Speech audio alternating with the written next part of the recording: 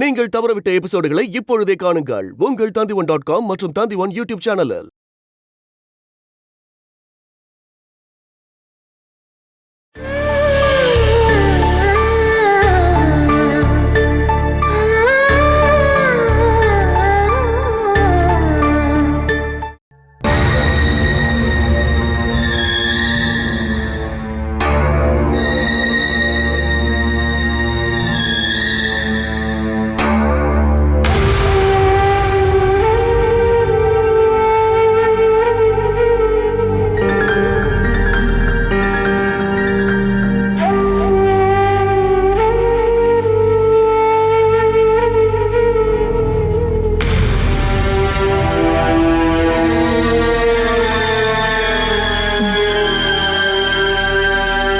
செல்லம்,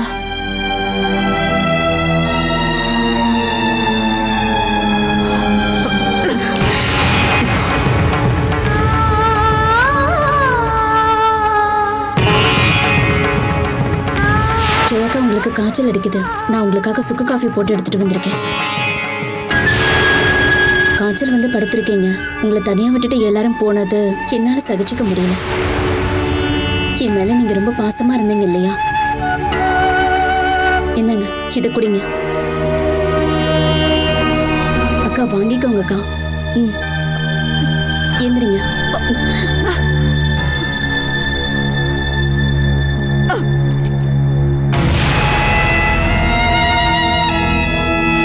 நீங்க ஊத்துனது என் முகத்தை பார்த்து ஊத்துன மாதிரி தான் இருந்தது.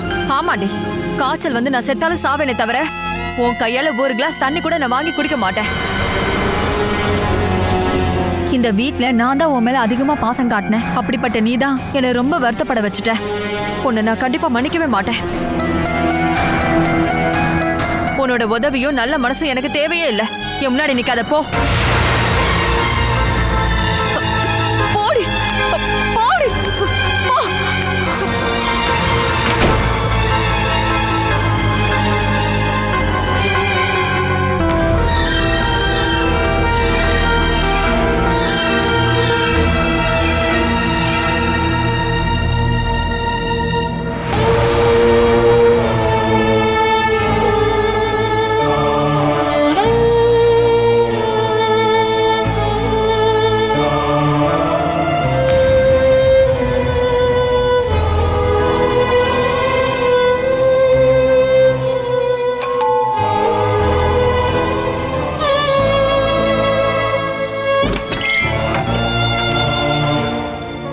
கொரியர் சர்வீஸ்லேருந்து வரேன். வெளிநாட்டிலேருந்து உங்களுக்கு ஒரு பார்சல் வந்திருக்கு. செண்பகச்சேரி ஜெயச்சந்திரன் ஐயாவோட வீடு தானே இது? ஆமா. இங்க இருக்கிற திவ்யா ஹரி பேர்ல தான் பார்சல் வந்திருக்கு. திவ்யா வெளியில போயிருக்காளே, அவ எப்போ வருவான்னு தெரியாது. நீங்க யாரு? நான் ஜெயச்சந்திரன் நாயருடைய பொண்ணு. திவ்யா ஹரி தான் சைன் பண்ணணும்னு அவசியம் இல்லை. இந்த குடும்பத்துக்கு சம்பந்தப்பட்ட ஆளா இருக்கனால நீங்களும் இதுல சைன் பண்ணி கொடுக்கலாம். இந்த இடத்துல சைன் போடுங்க. இந்தாங்க.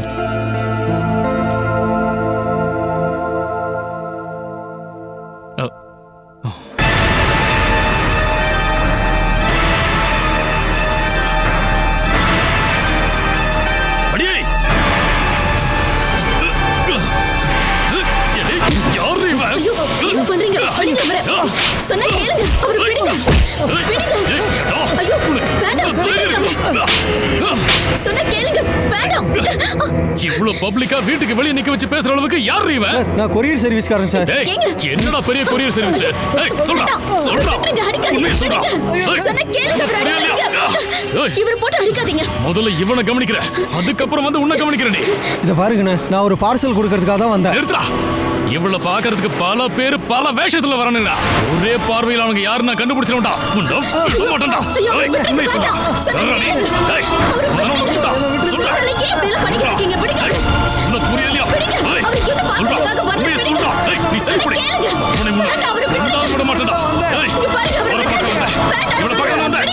என்ன நடக்குது?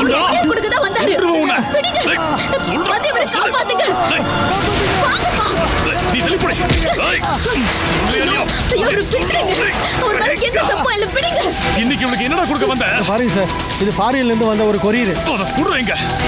என்னதான் கொரியர் இன்னைக்கு நான் பாத்துறேன்டா. ஓ ரகசியமா 2 பேரும் கொஞ்சி பேசுறதுக்கு மொபைல் கொடுக்கலாம்னு வந்திருக்கியா? உன்னோட ரகசிய உறவுக்கு மொபைல். அது எனக்கு வந்தது. நீ எதுவும் பேசாதடி. உன் ரகசிய காதல மொபைல் கொண்டு கொடுத்துக்கலாம்.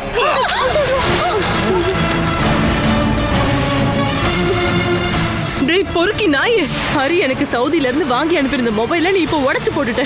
இது உனக்கே நியாயமா தெரியுதா? நான் உங்க பொருளை பத்திரமா கொண்டு வந்து கொடுத்துட்டேன். நீங்க வேணா ஸ்டேஷன்ல கம்ப்ளைண்ட் கொடுங்க. தயவு செஞ்சு என்ன ஆளை விட்டுருங்க. நீ கிளம்புடா.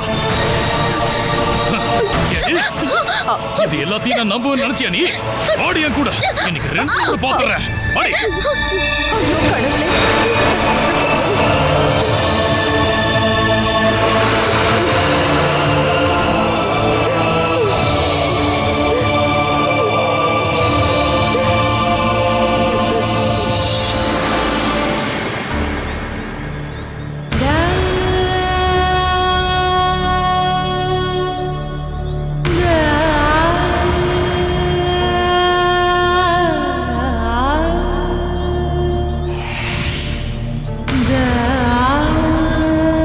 மனசுல ஏதோ வருத்தம் இருக்கிற மாதிரி தெரியுது. என்ன வருத்தம்? நான் கவனிச்சுட்டு தான் இருக்கேன். 2-3 நாளாவே பிரீத்தியும் குழந்தையும் தூங்குனதுக்கு அப்புறம் நீ இங்க வந்து உட்காந்துருக்க. என்னப்பா பிரச்சனை? இல்ல, உள்ள கொஞ்சம் சூடு. இங்க வந்து உட்காரும்போது கொஞ்சம் சில்லுன்னு இருக்கு. உன் ரூம்ல ஏசி போட்டுற வேண்டியதானே? இல்ல ஏசி இருக்கிற ரூம்ல வந்து படுக்க வேண்டியதானே? அது ஒன்றும் சரி வராதுமா. கிருஷ்ணா, நீ என்கிட்ட எதையோ மறைக்கிற. நீ வருத்தப்படுறது எனக்கு தெரியாதா?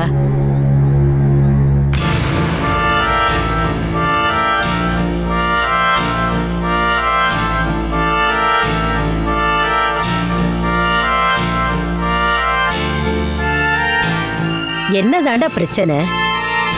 நீ ஹாஸ்பிட்டலுக்கு போயிட்டு வந்ததுல இருந்து உன் முகமே சரியில்லை.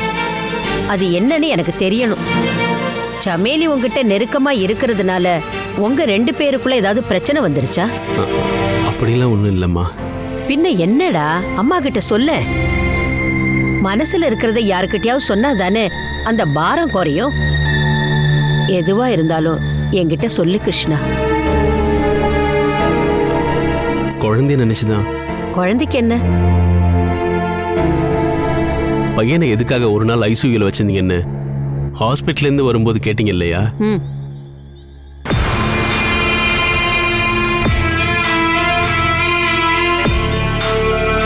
அவனுக்கு அலர்ஜியோ டிபியோ ஒன்றும் இல்லை, ஹார்ட்ல தான் ப்ராப்ளம்.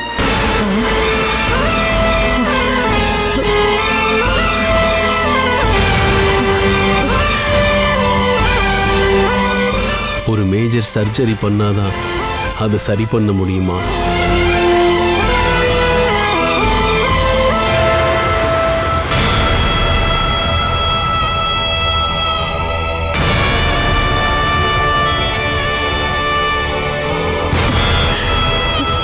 நீ என்னடா சொல்ற? உண்மைதாம்மா. உங்ககிட்ட மட்டும்தாம்மா நான் இதை சொல்றேன். பிரீத்திக்கிட்ட நான் இதை சொல்லலை. குழந்தைக்கு இருக்க எல்லா பிரச்சனையும் சரியாயிடுச்சுன்னு நினைச்சிட்டு இருக்க அவகிட்ட எப்படிம்மா நான் சொல்லுவேன்?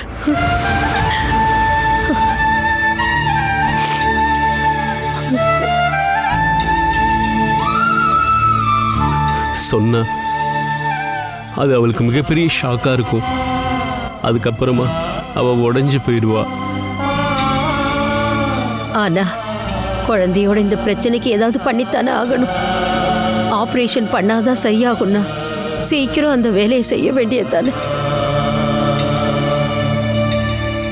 7 வயசு ஆகாம இந்த சர்ஜரியை பண்ண முடியாதுன்னு டாக்டர் சொல்லிட்டாரு. அப்ப அது வரைக்கும் எதுவும் நடக்காம இருக்கிறதுக்கு அந்த கடவுள்கிட்ட தான் பிரார்த்தனை பண்ணணும். அது வரைக்கும் இந்த விஷயத்தை பிரீத்தி கிட்ட சொல்லாம இருக்க முடியுமா? எனக்கு தெரியலம்மா.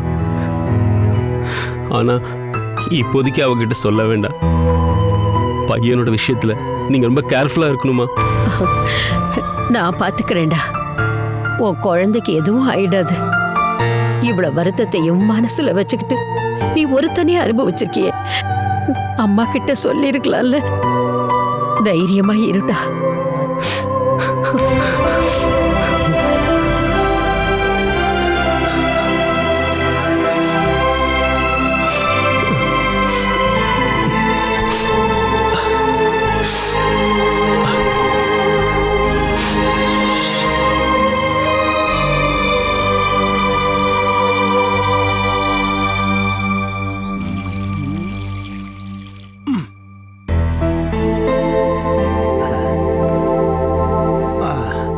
கைய நல்லா கழுவிட்டீங்களா?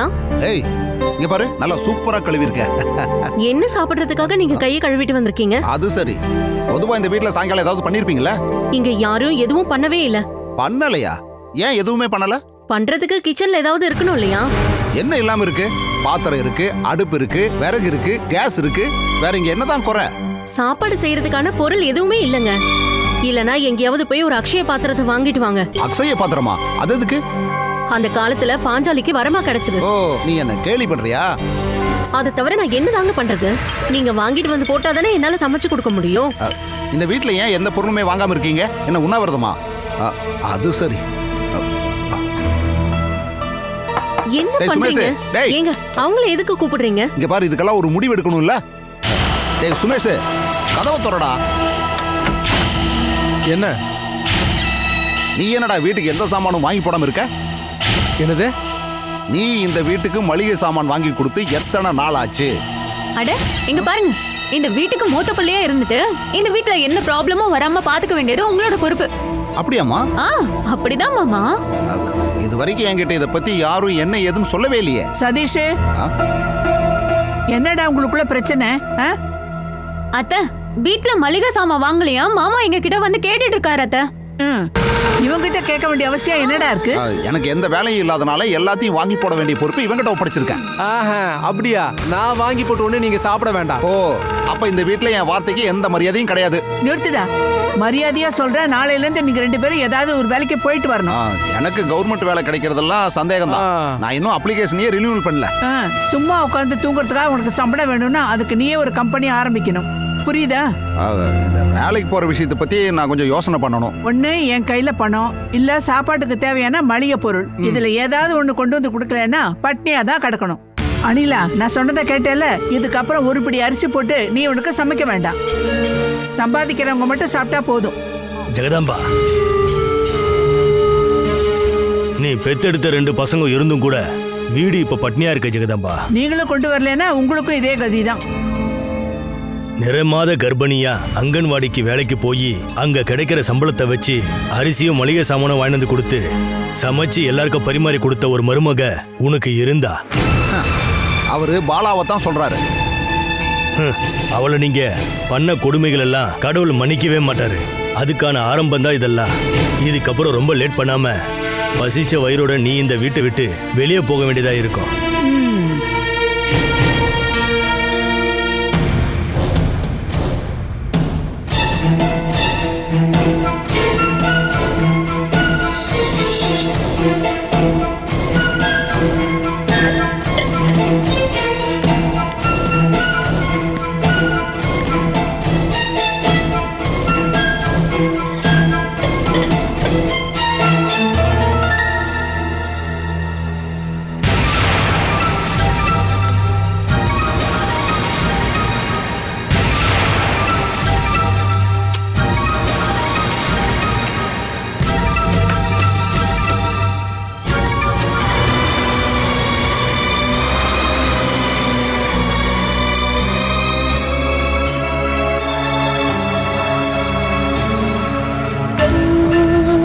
சில்லறை ஏதாவது இருக்குமா? இவ்வளவுதானா? 10, 12, 13, 14, 15, 16, 17, 18, 19, 20, 20, 30, 50, 60. என்னங்க பண்றீங்க? உண்டியல உடைச்சிங்களா? உண்டியல உடைக்கல. என் பர்ஸ்ல இருந்த அமௌண்ட் இவ்வளவுதான். வண்டி பிசினஸ், ரியல் எஸ்டேட், பத்தாதக்கு டூரிஸ்ட் பிளேஸ்ல 3 இடம் வச்சிருக்கிறதா சொன்னீங்க. கொஞ்சம் நஞ்சமா சொன்னீங்க. இந்த ஊர்ல ரொம்ப பெரிய பணக்காரனை தான் காதலிச்சு கல்யாணம் பண்ணிக்கிறோன்னு நான் பந்தா காட்டிட்டு இருந்தேன் தெரியுமா? இப்ப பாத்தீங்கன்னா நாளைக்கு காலையில டீ கடைக்கு போய் டீ குடிக்க சில்லறைகளை தேடிட்டு இருக்காரு. நான் சொன்னது எல்லாமே உண்மைதான். உன்னை கல்யாணம் பண்றதுக்காக நான் எந்த பொய்யுமே சொல்லல.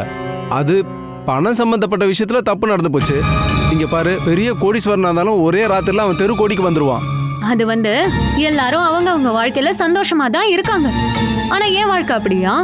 இங்க நான் வந்த நாள்ல இருந்து கஷ்டகாலம் ஆரம்பிச்சதுங்க. இப்ப கிச்சன்லயும் ஆரம்பிச்சிடுச்சு. அப்ப சாப்பிடறதுக்கு எதுவும் இல்லையா? நான் போய் தேடினேன், எந்த பிரயோஜனமும் இல்ல. இப்ப கிடைச்சது இதுதான். எக்ஸ்பைரி டேட்டும் முடிஞ்சு போச்சு. பரவாயில்ல, ரொம்ப பசிச்சா சாப்பிடுங்க.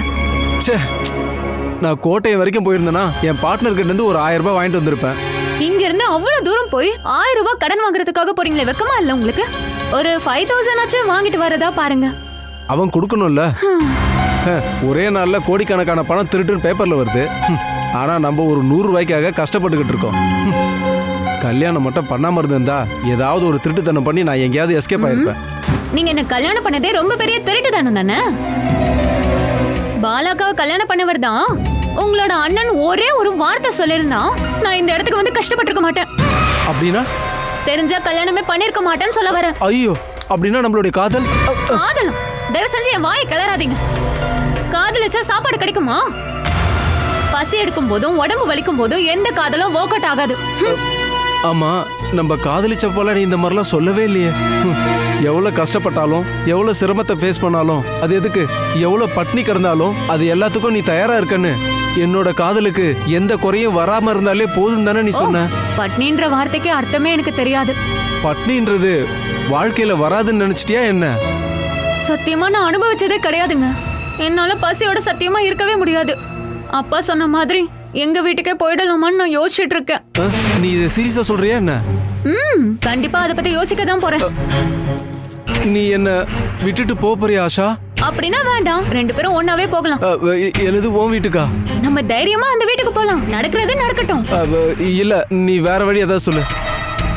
அப்படின்னா நம்ம இந்த வீட்டை விட்டு போயிட்டு வேற ஒரு சின்னதா வீடு பார்த்து தங்கிக்கலாம், சரியா?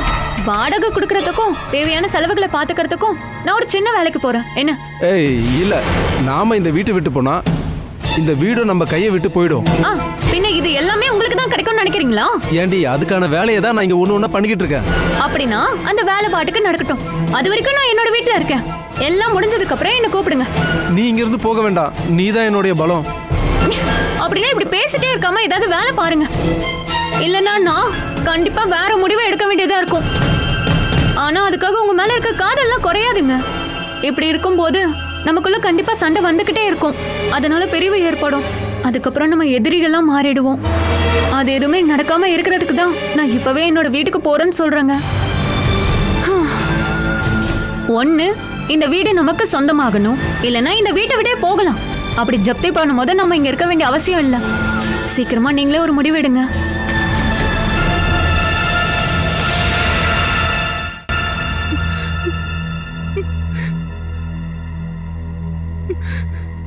இங்க பாரு திவ்யா, நேத்து ஒரு நாள் முழுக்க நீ அழுதுகிட்டே இருந்த.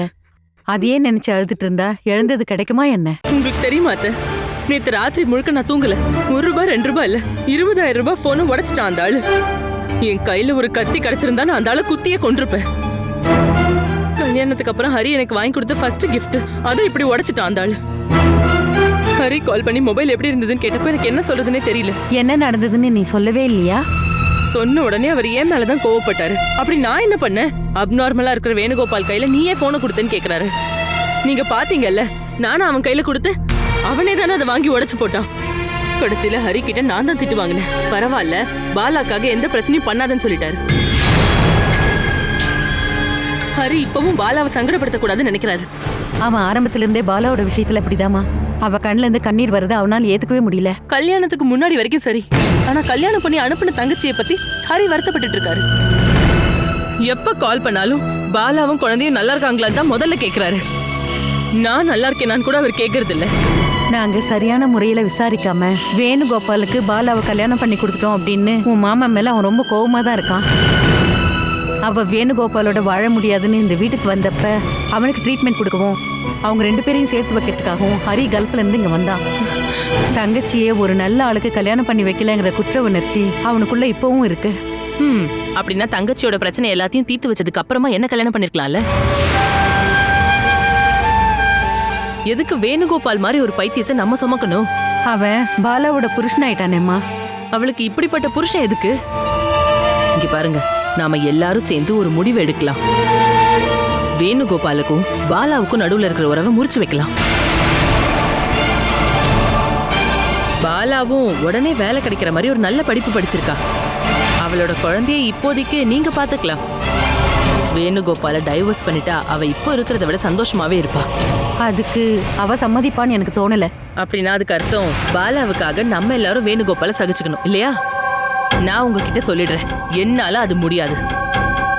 வேணுகோபால் இங்க தங்கி இருக்கிற ஒவ்வொரு நிமிஷமும் பாலா மேல எனக்கு இருக்கிற அன்பு, பாசம், அனுதாபம் எல்லாம் குறைஞ்சுக்கிட்டே வரும். அதனால நாம இப்ப போய் பார்த்துட்டு வந்த வீட்டுக்கு கூடிய சீக்கிரமே நம்ம போயிடுறது தான் நல்லது. வேணுகோப்பனை சகிச்சுக்க முடியல, அது உண்மைதான். ஆனா பாலாவையும் குழந்தை இங்க விட்டுட்டு போனோம்னா நாம அவளை ஒண்ணும் இந்த வீட்டை விட்டு அனுப்பல, நாம தானே இந்த வீட்டை விட்டு போறோம். பாலாவும் வேணுகோபாலும் இங்கேயே தங்கிக்கிட்டோம். நீ என்னதான் காரணம் சொன்னாலும் நாம அவளை விட்டுட்டு போறது சரி கிடையாது. நீங்க பாலா மேல அவ்வளோ பிரியமா இருந்தா எதுக்காக வேற வீடு பார்க்க வந்தீங்க? வேணுவுக்கு பயந்துதான் அஜய் இங்க வராம இருக்கான். இதே வேற ஒரு வீடா இருந்தா அவன் அங்க வந்து தங்கலாம் இல்லையா? அப்படின்னா உங்களுக்கு பாலாவை விட்டுட்டும் வர முடியாது, அதே நேரம் அஜய் கூட ஒன்னா இருக்கணும். இது பெத்த வைராச்சியமா? ஒரு கை குழந்தையோட அவளை அவன் கிட்ட விட்டுட்டு போறதுக்கு எனக்கு மனசு வரலமா. இது ரெண்டும் ஒன்னா நடக்காதுமா. பாலாவையும் குழந்தையும் பார்த்துட்டு நீங்க இங்கேயே இருக்கணும்னு நினைச்சீங்கன்னா அதுக்கு நான் தடையா இருக்க மாட்டேன். ஒரு அம்மாங்கிற முறையில அது உங்க கடமை, நீங்க அதை தாராளமா செய்யலாம். ஆனா நான் இங்க இருக்க மாட்டேன். பெங்களூர்ல செட்டில் ஆயிடுவேன். ஏதாவது ஒரு வழி கண்டுபிடிச்சு ஹரியை என் கூட இருக்க வைப்பேன். அதுக்கப்புறம் ஹரி இந்த வீட்டுக்கு வருவாரு, நீங்க எதிர்பார்க்காதீங்க.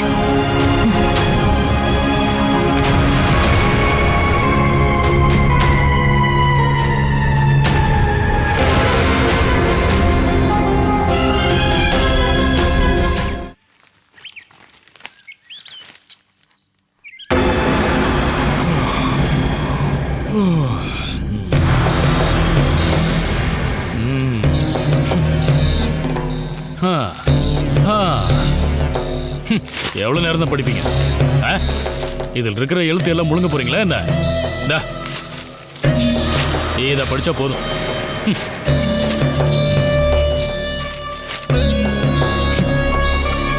என்னங்க டீ? அங்க இல்ல.